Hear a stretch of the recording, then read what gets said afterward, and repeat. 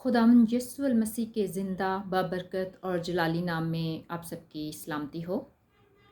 मेरे अज़ीज़ों, हम काइन और हाबिल के बारे में सीख रहे थे। पहले हिस्से में हमने काइन और हाबिल के बारे में सीखा। आज हम कलाम का दूसरा हिस्सा सीखेंगे जिसका टॉपिक है खुदा की नसीहत को ना सुनने की सज़ा। पैदाइश की किताब उसके चौथे बाब में से हम सीख रहे हैं। पहले हिस्सा में हमने काइन और हाबिल के पैदाइश और उसके पेशा जात के मुतालिक सीखा। काइन और हाबिल की हदिया जात की मकबूलियत और नामकबूलियत के बारे में सीखा। आज हम काइन के खुदा के साथ रवैये के बारे में सीखेंगे। काइन के खुदा की नसीहत को ना सुनने और गुनाह में गिरने के मुतालिक सीखेंगे। काइन के लिए ठहराए गए निशान, काइन और उसकी नस्ल के सज़ा के मुतालिक अगले हिस्सा में सीखेंगे। मेरे अज़ीज़ों, पिछले हिस्सा में हमने सीखा कि खुदा ने हाबिल के हदिये को और हाबिल को मंजूर किया, लेकिन काइन और उसके हदिये को खुदावंद ने कबूल ना किया और काइन ने इस बात का बहुत गुस्सा किया और उसका मुंह बिगड़ा। कलाम खुदा फरमाता है, पैदाइश 4 बाब 5 आयत, कलाम मुक़द्दस में यूँ लिखा है, पर काइन को और उसके हदिया को मंजूर ना किया, इसलिए काइन नहायत गज़बनाक हुआ और उसका मुंह बिगड़ा। मेरे अज़ीज़ों, अगर मेरे काम ठीक नहीं, मुझ में बुरी आदत हैं, तो मैं खुदावंद को पसंद नहीं आ सकता, और इसी तरह ना ही मेरे हदिया जात खुदावंद को पसंद आ सकते हैं। मैं रास्ते से चलूं तो मैं तभी खुदावंद को काम पसंद आ सकते हैं। अगर मैं नारास्ती के काम करूं और उसका हदिया खुदावंद को दूं और ये उम्मीद रखूं कि खुदावंद को कुछ पता नहीं, या ये कि खुदावंद को मेरे हदिये की ज़रूरत है, या यूं कह लें कि मेरे काम जैसे भी हों, खुदावंद को उनसे कुछ गर्ज नहीं होनी चाहिए। खुदावंद को बस मैं हदिया दूंगा तो खुदावंद खुश हो जाएगा। तो ये मेरी सोच, मेरा ख्याल मेरी नाराज़गी के कामों से ज़्यादा नाराज़ हैं और खुदावंद को ये पसंद नहीं आएंगे। खुदावंद इंसान नहीं कि वो मेरे हदिया को देखे और मेरे कामों पर निगाह ना करे, या वो ये सोचे कि ये बंदा काम जो मर्ज़ी करे लेकिन हदिया तो दे ही रहा है। मेरे अज़ीज़ों, खुदावंद ऐसा नहीं है। वो पाक है और पाकीज़गी को पसंद करता है। वो रूहानी पाकीज़गी को पसंद करता है, जिस्मानी पाकीज़गी को पसंद करता है, और हर तरह की जो पाकीज़गी को पसंद करता है। अब अगर मेरे काम नाराज़गी के वजह से खुदावंद मुझे और मेरे हदिये को कबूल नहीं करता, तो मुझे इस पर गज़बनाक होना चाहिए, या अपनी ज़िंदगी पर गौर करना चाहिए, या अपनी ज़िंदगी को बेहतर बनाना चाहिए। मुझे अपनी ज़िंदगी पर पशेमान होने, गौर करने, इसको ठीक करने और खुदावंद से माफ़ी मांगने की ज़रूरत है।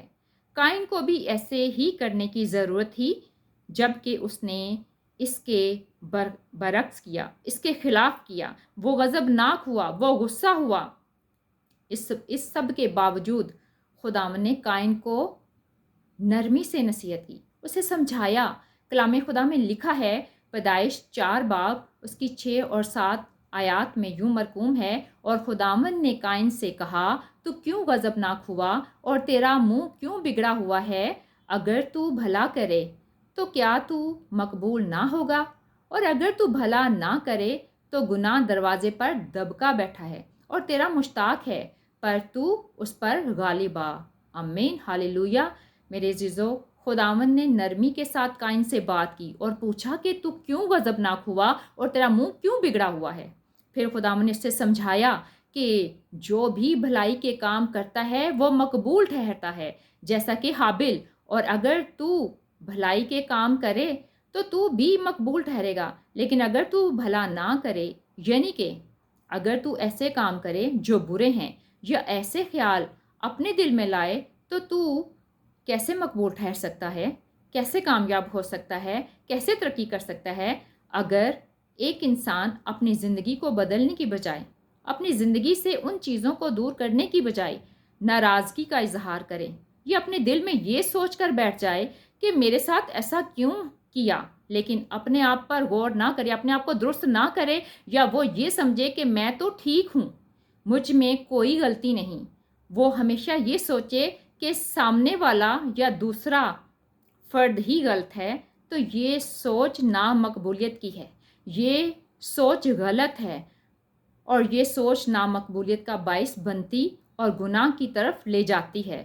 خداوند نے قائن کو آنے والے وقت کے متعلق بتا دیا کہ اپنی اس سوچ کے ارادہ کے باعث تو گناہ میں گر سکتا ہے، گناہ میں گر سکتا ہے، بلکہ گناہ دروازے پر خاموشی کے ساتھ دبکا ہوا گات لگائے بیٹھا ہے اور تیرا مشتاق ہے، یعنی کہ وہ تجھ میں آنا چاہتا ہے، وہ تجھ پر غلبہ حاصل کرنا چاہتا ہے، پر تو اس پر غالب آ۔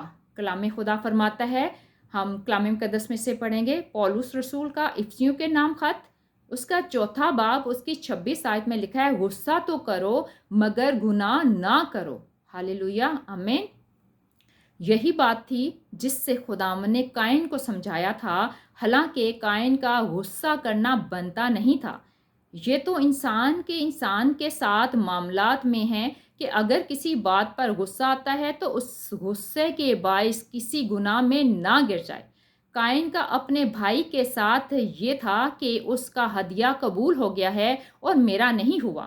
خدا کے ساتھ یہ کہ اس نے بھائی کا ہدیہ قبول کیا اور میرا نہیں، یہ حسد اور غضبناکی اسے گناہ تک لے آئی۔ میرے عزیزو، ہم کلام مقدس میں سے پڑھیں گے پیدائش کی کتاب 4 باب 9 آیت، جینیسس چیپٹر 4 ورس 9۔ تب خداوند نے قائن سے کہا کہ تیرا بھائی حابل کہاں ہے؟ اس نے کہا، مجھے معلوم نہیں، کیا میں اپنے بھائی کا محافظ ہوں؟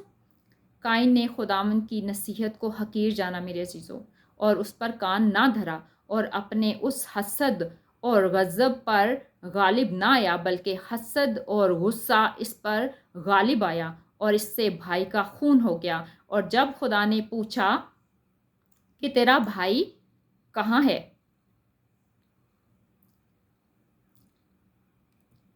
جب خدا نے اس سے پوچھا کہ تمہارا بھائی کہاں ہے، تو اس نے کہا، میں اپنے بھائی کا محافظ ہوں۔ میرے عزیزو، ہم ایمان رکھتے ہیں کہ خدا ہمارا محافظ ہے، تو قائن کا بھی خدا کو یہ جواب دینا کہ میں محافظ ہوں اپنے بھائی کا، دراصل یہ ہے کہ تو اس کا محافظ ہے، تجھے ہی پتا ہو۔ خدا کو یہ کہتا ہے تو اس کا محافظ ہے، تجھے ہی پتا ہو۔ پھر خدا نے اس سے کہا، پیدائش 4 باب اس کی 10 آیت میں کلام مقدس میں یہ رقم ہے، پھر اس نے کہا کہ تو نے یہ کیا کیا؟ تیرے بھائی کا خون مجھے زمین سے پکارتا ہے۔ آمین۔ میرے عزیزو، پیدائش 4 باب ہم اس کی 8 آیت میں پڑھیں گے، اور قائن نے اپنے بھائی حابل کو کچھ کہا، اور جب وہ دونوں کھیت میں تھے تو یوں ہوا کہ قائن نے اپنے بھائی حابل پر حملہ کیا اور اسے قتل کر ڈالا۔ آمین۔ میرے عزیزو، اس قتل کی وجہ غصہ اور حسد تھا، ایسا غصہ جو قائن کو گناہ تک لے گیا، اور قائن نے اپنے بھائی حابل کو کچھ کہا۔ آیت کے شروع میں جب ہم ان الفاظ کو پڑھتے ہیں تو اندازہ ہوتا ہے کہ وہ دونوں کے درمیان تکرار ہوئی ہوگی، بحث ہوئی ہوگی، جس سے جھگڑا ہوا، کیونکہ کلام خدا کے مطابق پولس رسول کا پہلا تھموتھیوس کے نام خط اس کا 6 باب اس کی 4 آیت میں کلام مقدس میں یوں لکھا ہے، بحث اور لفظی تکرار سے حسد، جھگڑے، بدگوئیاں، بدگمانیاں پیدا ہوتی ہیں۔